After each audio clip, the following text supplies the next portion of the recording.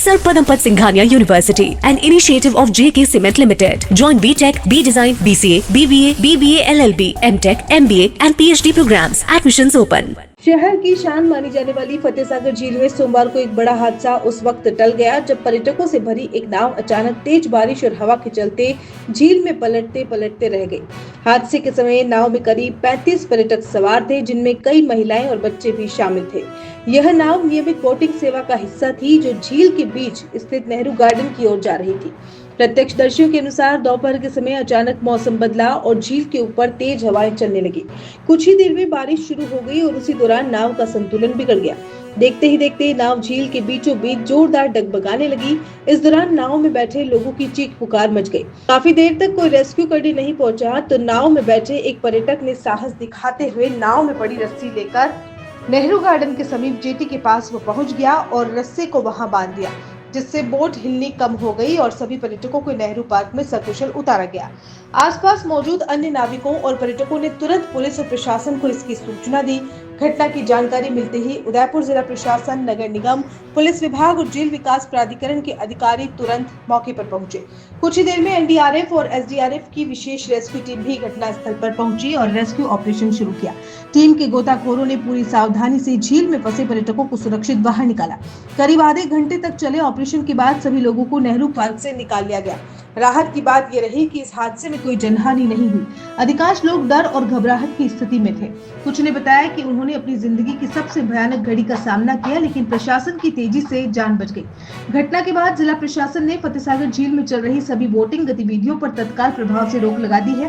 साथ ही सभी कारणों की जाँच के आदेश दिए हैं।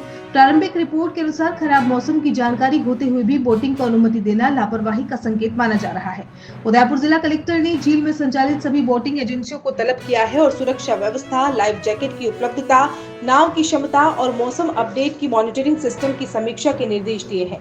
झील पर लगे सीसीटीवी कैमरों की फुटेज खंगाली जा रही है ताकि यह भी पता चल सके कि घटना के समय नाविकों ने उचित सतर्कता बरती थी या नहीं।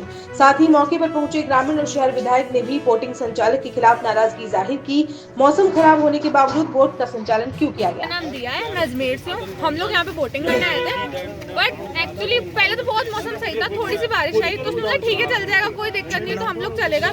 बहुत ज्यादा तेज तूफान आया और लिटरली हमारी पूरी बोट मतलब कोई भी बचने वाला लायक नहीं था। हमारा पूरी बोट का ऊपर का पर्दा टूट गया था, कोई बचाने वाला नहीं था। यहाँ तक कि हमने 3 लोगों को फोन किया, कोई भी नहीं आया। यहाँ तक कि यहाँ की जो भी टीम थी उस टाइम कोई भी नहीं आया। हमने बहुत मुश्किल से हमारी जान बचाई। कैसे बचाई बस हम ही जानते हैं, आप इन सबसे पूछ सकते हैं। कितने पैसेंजर थे? कितने पैसेंजर नाव में? हम 40 पैसेंजर्स थे। रेस्क्यू की कोई यहाँ पर व्यवस्था थी कि आपको करने की? नहीं, अब उस टाइम नहीं थी, अभी आए थे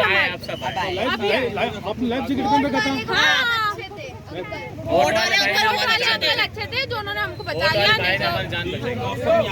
थोड़ा मौसम खराब हो गया था और थोड़े छींटे आ गए थे और एक सर हमारे साथ और बैठे थे, वो भी अभी आ रहे हैं, आपको बयान देंगे। हमने उनको बोला इतने लोड मत करो, एक गाड़ी और लगा लो। बोला इतने पैसेंजर तो आते हैं और इतने तो हम ले जाते हैं। आगे चल के पूरा बैलेंस खराब हुआ। एक बंदा ही था, उस वो भी उतर और हमने कहा तू हिम्मत करके हमको तो बचा। हमने अपने मालिक को याद कर अपनी जान खुद बचा के यहाँ तक पहुँचे।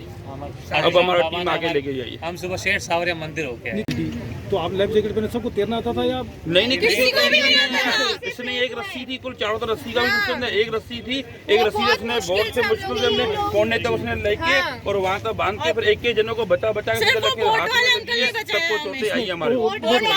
मैडम करिश्मा, यहाँ पे हमें सिर्फ एक बोट वाले अंकल नहीं बचाया था और किसी ने भी नहीं बचाया था। वो पहले गए, उसके बाद एक और अंकल गए, उन्होंने सबको खींचा, उसके बाद हम ऐसे बच गए। यहाँ से बोट वालों के साथ में कितने लोग थे? एक ही था, बोट चल रहा था। इतना हम डर गया, लाइफ में कभी नहीं डरा था। हमको लगा अभी हम बाहर देखेंगे नहीं, हमारा हो गया वहीं पे पानी में, हमारा सब हो गया। हमको तैरना वरना कुछ आता नहीं है। हम मैं और मेरा वाइफ और 2 लड़की है और मेरा ड्राइवर था। और उन्होंने फिर वो ये जो नाव चलाने वाला पहले ऊपर चले गया और रस्सी लेके पीछे, पहले रस्सी लिया टूट गया। बाद में सभी भाई लोगों ने पूरा अपना शाल निकाल के दिया और रस्सी इनका ज़्यादा लंबा नहीं था और शाल पूरा उसमें बांध के उसमें एक जन पकड़ के रखा ऊपर में और हमारा ड्राइवर उतरा, उसने फिर बाहर जाके वहाँ कुछ भाई लोग काम कर रहा था, उसको सबको लेके आया। सभी लोगों ने मिलकर वो रस्सी को पकड़ा। फिर पकड़ने के बाद में भी हवा इतना जो ज़्यादा चल रहा था, तो उसमें वो लोग भी कुछ नहीं कर सकता था।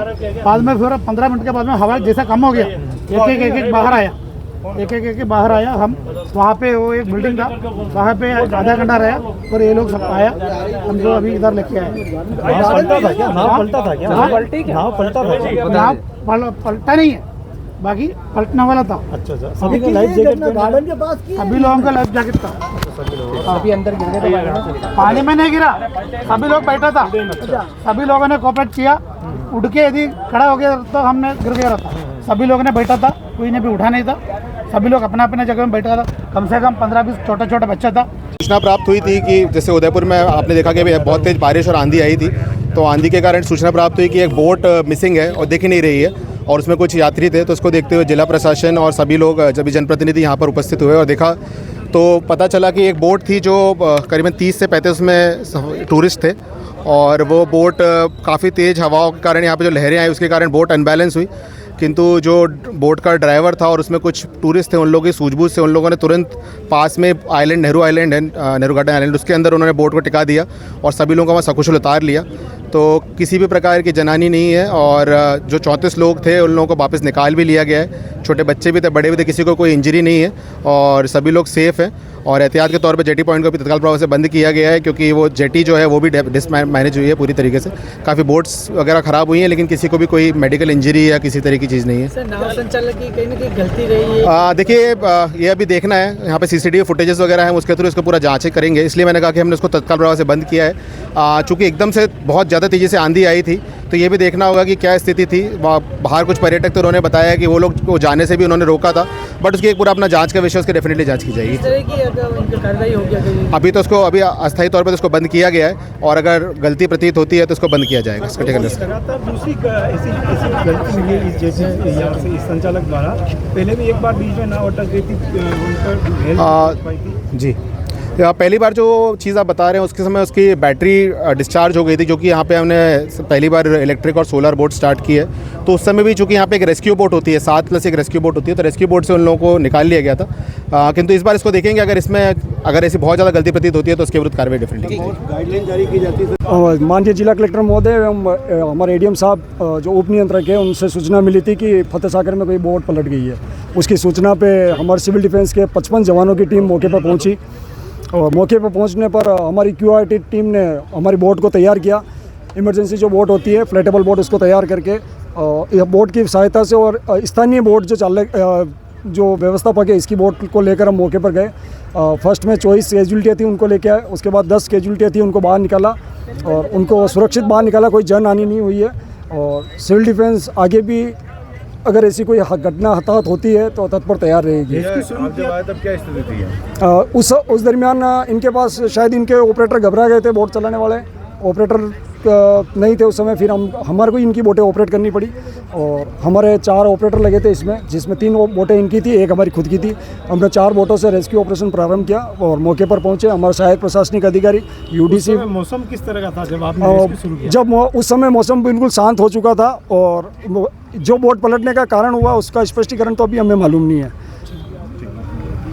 कितने लोग थे? 2 लोगों को तो तैरा के भेजा वहाँ पे, ताकि जो भी वहाँ की स्थिति है उसको संभाल सकें, और साथ में उसको फ़ोन किया कि कैसे भी करके उसको नेहरू गार्डन पे लगा दे ताकि सब लोग सेफ बच जाए। तो उसने नेहरू गार्डन पे लगाई, वहाँ पे सब लोगों को सेफ उतारा। फिर उसके बाद यहाँ से रेस्क्यू की गाड़ी में जाके उनको लेके आए। हो क्या गया था? हवा चलने लगी तो उसके कारण नाव डगमगाने लगी और हवा इतनी तेज़ थी तो उसको फ़ोन करके बोलना पड़ा कि वही पास पड़ रहा तो वहीं के वहीं टिका दो, क्योंकि वो एक ही निकली थी। बाकी सबको यहाँ से रिटर्न लिया, अपने केबिन में भी रखा, कुछ को पुलिस के केबिन में रखा, क्योंकि जेटी पे भी काफ़ी लोग थे। जेटी भी एकदम से टूटने की स्थिति में आ गई थी, तो कुछ को वहाँ तो ये नहीं, नाव तो ठीक थी, पर वो बच्चे और सब लोग रहते हैं तो चिल्ला चोट मचती है, इसलिए उनको संभाल के रस्सी बांध के जो है जैसे तैसे उनको सबको उतारना था तो उतारा। मौसम बिगड़ने के बाद भी आपने बोट का संचालन जारी? नहीं, वो पहले निकल गई थी। उसके बावजूद आप नाव चला रहे हैं? वो निकल चुकी थी, उसके बाद नहीं चलाई। उसके बाद तो रिफ़ंड किया हमने, अभी दिखा भी देंगे आपको कि कितना लोगों को रिफ़ंड किया है। लेकिन बड़ी लापरवाही सब जितने जनप्रतिनिधि हैं सब कह रहे हैं कि इस तरह की जान पे खेलना है पर्यटकों के साथ ये। इसमें कोई भी कुछ नहीं कर सकता क्योंकि अचानक से तूफान बतला के नहीं आता है। जब बारिश का मौसम तो बन गया था, उसके नहीं बाद नहीं तूफान नहीं शुरू नहीं हुआ था। तूफान चालू हुआ तब तक एक ही निकल चुकी थी, बाकी को तो सबको यहीं रोक लिया और सबको रिफंड कर दिया और सबको अंदर संभाल के रखा। पहले भी आपकी एक नाव जो वो बीच में रुक गई थी, 1 घंटे तक रेस्क्यू टीम नहीं पहुंच पाई थी, और ये दूसरी घटना की आज तूफान मौसम खराब है। और नहीं, उस समय मैं नहीं था इसलिए मेरे को उस बारे में नहीं मालूम। मेरा नाम हरीशचंद शर्मा है। क्या है आप यहाँ कौन से पद पे हैं? मैं मैनेजर के पद पे अभी पिछले इतवार से ही आया हूँ। Admission open 2025-26. Welcome to Adinath Senior Secondary School, Hiran Magri, Sector 11, Udaipur. At our school, we are committed to providing excellent education to children. Our experienced teachers and modern facilities help children achieve their goals. At Adinath Senior Secondary School, we not only provide education but also train children in personality development, sports, and arts. Our school is well equipped with modern facilities such as high-tech computer lab, smart classrooms, a well-stocked library, and a seminar hall that facilitate effective learning. Additionally, our school is secured with CCTV cameras that ensure safety and discipline. We also provide safe and convenient bus facility to ensure safe transportation for our students. Adinath Senior Secondary School is an institution that has been providing quality education at affordable fees since the 1980s. For more details, contact 0294 2583 Apply for admission to our school today and help your child move forward in the direction of success.